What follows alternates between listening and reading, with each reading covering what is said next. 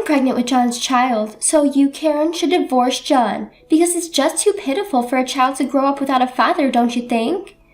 With tear-filled eyes, Lisa gently stroked her still flat stomach.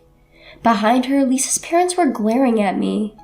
John's childhood friend and ex-girlfriend Lisa had shocked me several times before, but this time, I was truly and deeply disappointed. After all, my husband John is already... My name is Karen. I had a happy marriage with John. The reason why it's in the past tense is because John has left this world. John went out one morning with a smile saying, "I'm off," and came back cold. He had passed away suddenly from an illness. John and I had just started our calm married life. Until recently, John and I had been troubled by my mother-in-law and Lisa, John's ex-girlfriend. Since John's death, I've had almost no contact with my mother-in-law, but she was a selfish woman. She wanted to control John's life as she wished. The young John was a good listener to his mother, and Lisa was almost like a fiancé chosen by their parents. They were told by their respective parents that they were a couple, so until they were in middle school, they really thought they were lovers. But when he became a teenager and reached puberty, John realized that it was ridiculous to have a fiancé in this day and age. Lisa seemed to like John, but John had someone else he liked, so he talked to Lisa properly and persuaded her that this relationship was strange. He had successfully parted with Lisa. But Lisa hadn't given up on John. John was good-looking and intelligent. He was really bad at sports, but that gap was one of the elements that made him popular. In other words, John was a ladies' man. So naturally, after breaking up with Lisa, he had other girlfriends.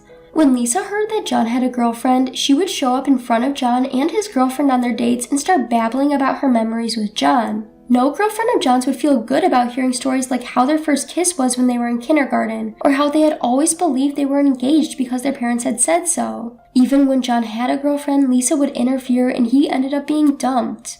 Or so I've heard. Of course, I, who started dating him after he became a working adult, also received the same treatment from Lisa. Surely, it was unpleasant, but I didn't particularly want to break up with John. John was truly cherishing me, and I wanted to cherish him as well. Our relationship was about our feelings for each other, and I thought Lisa had nothing to do with it. When John said, "I'm sorry," looking remorseful, I said, "Don't worry about it. Let's have some ice cream. I'm hungry." And he said he was truly relieved. He said that was when he wanted to marry me. John and I decided to get married, but this time, Lisa and my mother-in-law formed a tag team and stood in our way. Lisa's family is quite wealthy, and it seems that my mother-in-law wanted John to marry Lisa and benefit from it herself. Since Lisa seemed to want to marry John, their interests were aligned. I was harassed many times. When I went to my in-laws' house to greet them, I was surprised when my mother-in-law invited Lisa to the house for a tea party, even though it was a day we had told them about in advance. My father-in-law was trying to calm my mother-in-law down, saying, "That's enough," but in front of my strong-willed mother-in-law, he barely had a say. Whenever she retorted, "You're so annoying. Lisa is just like a daughter to us, it's fine," my father-in-law would just shrink back and fall silent. Lisa knew all of John's past girlfriends, so I was the one she enjoyed laughing at the most, positioned as the worst-looking one. John didn't choose his wife for her looks but for her personality, but I can't believe Karen is such a wonderful person, Lisa said snidely, causing an uproar with my mother-in-law. John was furious with my mother-in-law and Lisa. "Don't ever get involved with Karen again," he yelled, taking me away from his family's house.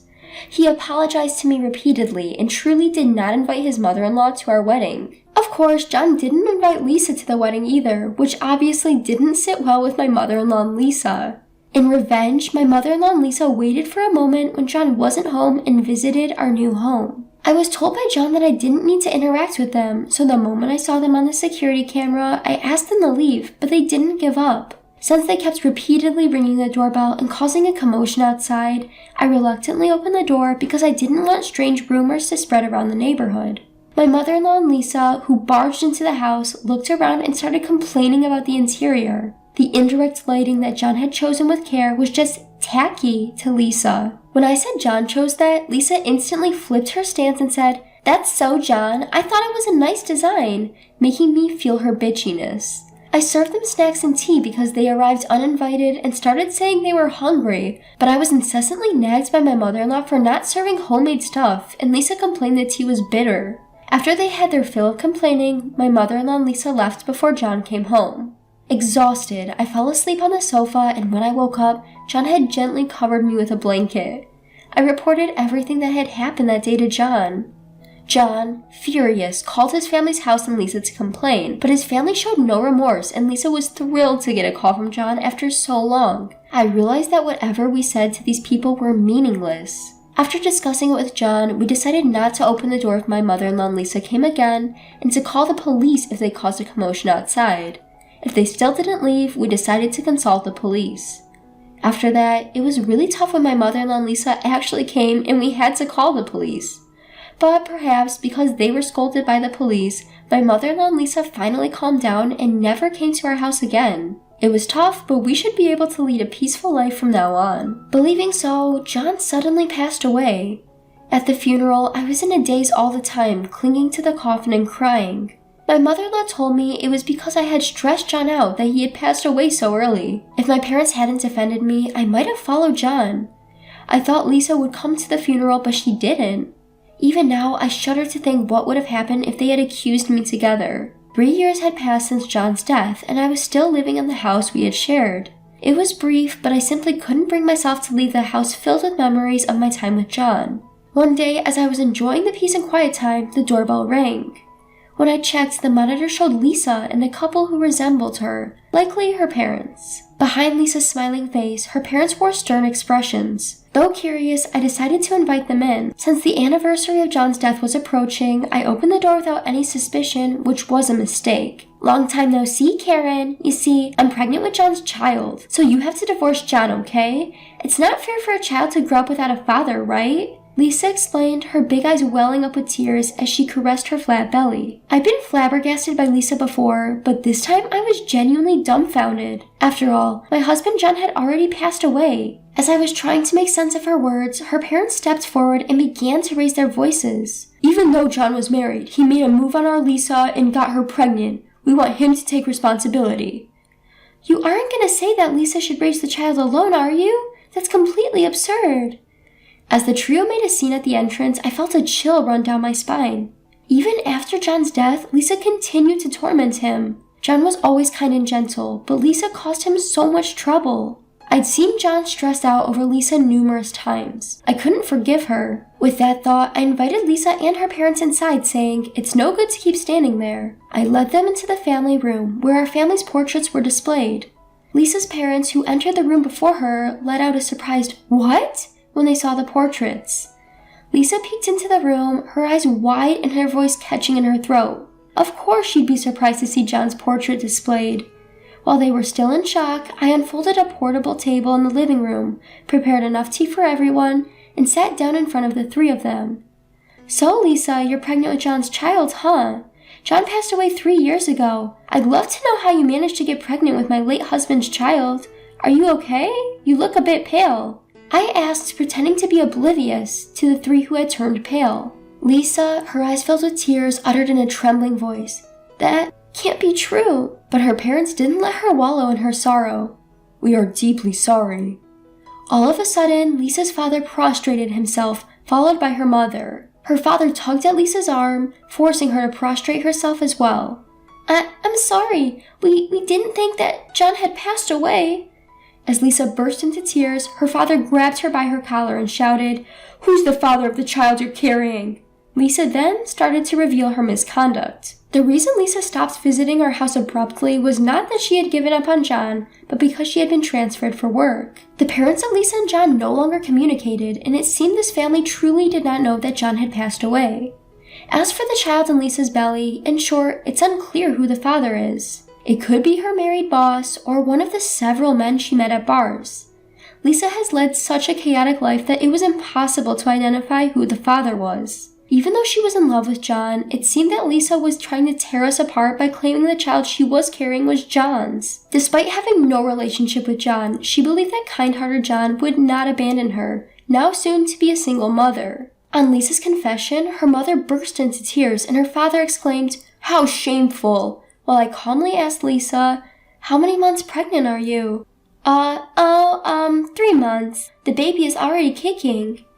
"You usually start to feel the baby move around 4 months at the earliest. You seem to be feeling the baby move quite early. Are you sure that there's really a baby in there? Considering Lisa's past actions, it was questionable whether there really was a baby in her belly. As I pierced Lisa with a cold stare, she trembled and answered, "To tell the truth, there's no baby. I love John, I really do. That's why I..." As Lisa started to babble incoherently, her mother began to smack her on the back. Lisa's father, once again in tears, bowed deeply to me and said, "We will come another day to apologize," and left the house. To the departing three I stated, "No need for further apologies. Please don't come here again." After seeing off Lisa and her parents, who hastily retreated, I lit a candle at the home altar. I said a prayer and spoke to John. "John, thanks for lending me your strength. I'm not one to voice my opinion or get into arguments. I don't think I would have known what to do in such a heated situation. Yet, surprisingly, I was able to respond calmly to Lisa and her parents, just like John did when he was alive. John was good at calmly assessing a situation when a dispute arose and solving the problem. When Lisa and her parents bowed their heads to me, I felt a sense of clarity and I was able to respond appropriately. It felt as though John was lending me his strength. That day, I cried for John for the first time in a long time. The house without John was unbearably lonely. A few days later, despite my telling them not to come again, Lisa's parents came to visit. I didn't want them in the house filled with memories of John, so I told them to meet me at the nearby local restaurant. After preparing to go out and paying my respects at the home altar, I headed to the restaurant. There, Lisa's parents were waiting for me, looking pale. "We deeply apologize for our rudeness the other day. We're truly ashamed of our daughter," began Lisa's father. Apparently, upon hearing of John's death, Lisa burst into tears. After crying for a while, Lisa was possessed by a delusion that I might have been the cause of John's death and tried to confront me at my house, but her parents held her back and took her to a hospital instead. Lisa was diagnosed with a severe mental illness, a condition where she doesn't hesitate to hurt others if it means realizing her desires. To correct her distorted cognition, it seems she will be undergoing counseling from now on. Lisa, who quit her job because she misunderstood that she would marry John, will probably have to live a tough life facing herself while receiving counseling. Her parents are expected to bear the cost of treatment. Although they come from a wealthy family, Lisa's parents seemed quite old. They expressed their difficulty in leaving behind a daughter like her. "This is our apology for the other day." With those words, Lisa's parents handed me an envelope filled with cash. I didn't even bother to check the amount. I didn't need the money. I rejected the cash envelope right away. "I don't need this kind of money. All I want is to never have to deal with you or Lisa again. Why don't you use this money to move somewhere far away so you won't have to cross paths with me?" I said with a hint of sarcasm. Lisa's parents replied solemnly, "We would." After that, it appears they really did move. They sent a letter with the news of their move, along with some more money, which I also rejected outright. Looking at the address of their new home, it seems they moved quite a distance away. Now, Lisa will probably never be a part of my life again. "You know, our married life has been filled with so many disturbances," I said to the photograph of my late husband, John, besides his favorite cake on the altar. But still, I cherished every moment after, and my life with John was a happy one. "Thank you," I said, on what happened to be the anniversary of John's death. From now on, I plan to live my life alone without John. I will experience many joys that John didn't get to, and when I eventually join him in heaven, I will have plenty to brag about.